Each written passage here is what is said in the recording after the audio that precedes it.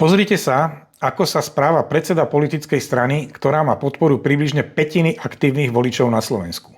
Človek, ktorý sa uchádza o dôveru občanov a chce raz riadiť naše Slovensko.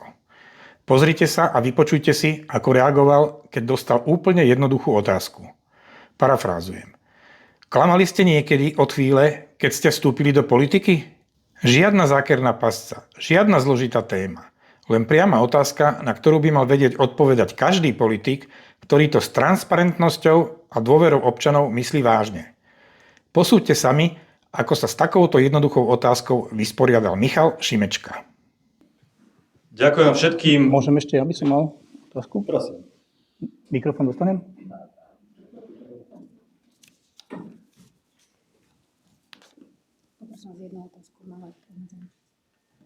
Dobrý deň, prajem, Boris Wagner, Fiči Media.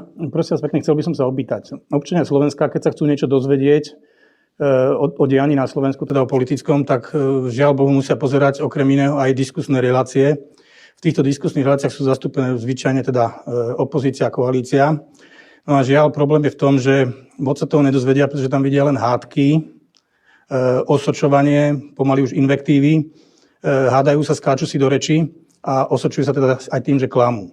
Ja by som sa teda chcel opýtať vás, pán Šimečka, vy ako predseda jednej z dvoch strán, ktoré oscilujú vo vedení v prieskumoch predvolebných preferencií, chcel by som sa vás opýtať, odkedy ste v politike?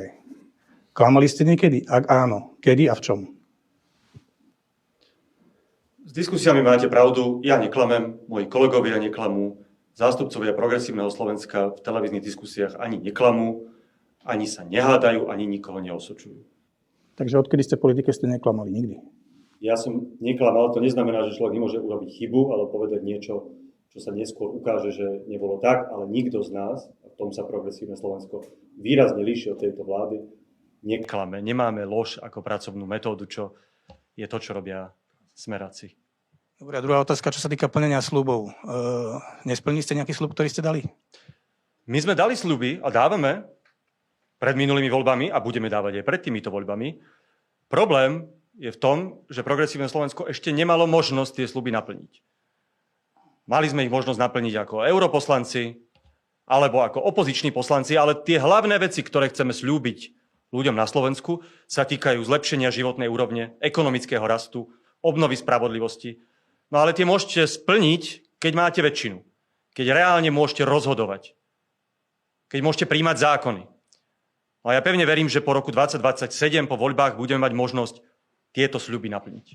Myslel som vás osobne, pán Šimečka, nemyslím stranu ako celok. A to sa týka aj mňa.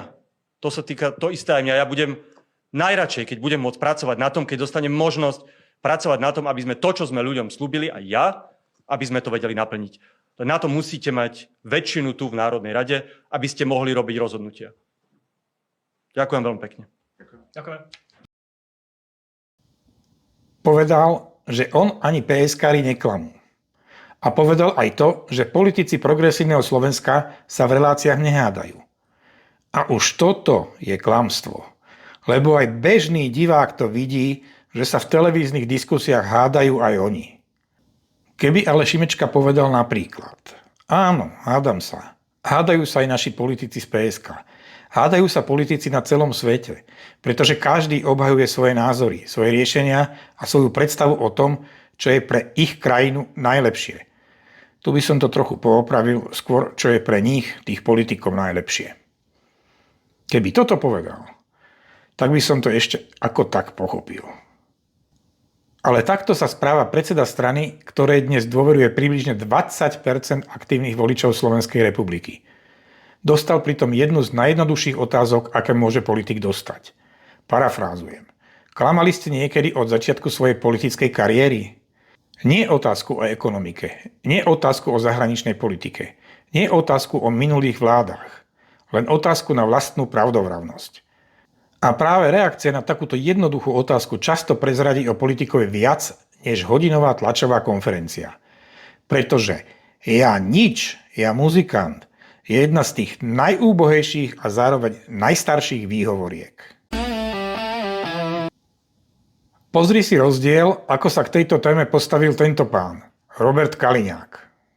Že politici nehovoria niekedy pravdu alebo zveličujú a hyperbolizujú, to je fakt. To je vec, ktorá sa nám stane relatívne často a dosť často ste s nami aj nás tým konfrontujete. Kaliňák je ale trochu viac skúsený. Za skúsený si kľudne dosaď iné slovo. A je mu jasné, čo sa deje a že ľudia nie sú úplne hlúpi a že oni vidia, že politici klamú, tak sa nesnažil to ďalším klamstvom zakryť. Ďalším klamstvom znamená, že aj on ich mal viac. Síce nekonkretizoval, ale ku klamstvám sa všeobecne aspoň priznal. Kaliňák má samozrejme nejakú minulosť na verejnom poli a vieme ju posúdiť. A nie, že nie. A on si to na rozdiel od Šimečku uvedomuje. A ktorý z nich sa k tomu postaví lepšie, posúdiš ty. Napíš do komentáru, prečo Šimečkovi veríš alebo neveríš, že on neklame. Alebo zahlasuj na túto otázku na Fičimedia. Link nájdeš nižšie v popise tohto videa. Kto sme, prezrádzajú naše činy. Žiadne keci. Čafte všetci.